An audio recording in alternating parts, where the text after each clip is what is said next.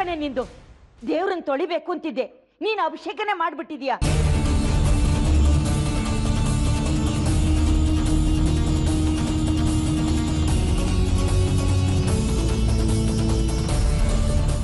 ಏನೇ ನೋಡ್ತಾ ಇದ್ಯಾ? ಹೋಗ್ ಬಟ್ಟೆ ತಗಂಬ. ಏನಾದ್ರೂ ಒಂದು ಎಡವಟ್ ಮಾಡ್ತಾನೆ ಇರ್ತಾಳೆ. ಬಾರೆ ಬಟ್ಟೆ ತಗೊಂಡು ಬಾ, ಬೇಗ ಮಗ ಉರ್ಸು.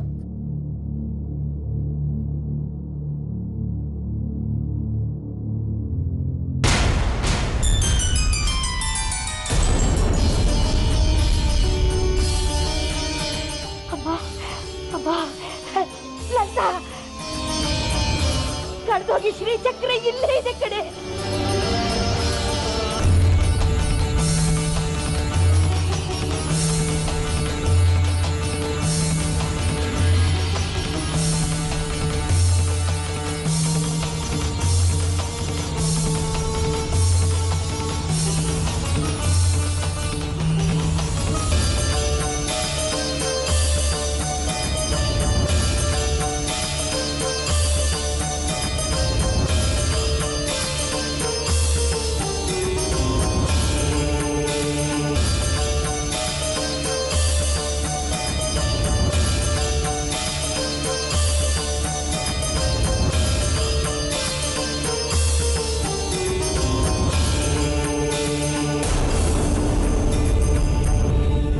ಅಮ್ಮ,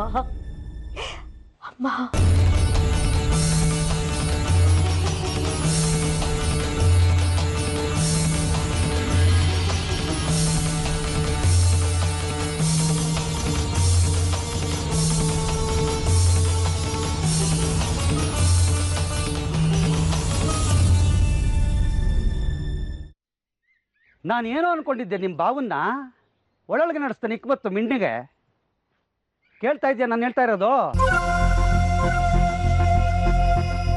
ನಿಮ್ಮ ಬಾವ ಹೀಗೆ ಅಂತ ಮೊದಲೇ ಗೊತ್ತಿತ್ತಲ್ವೇನೆ ನಿನಗೆ?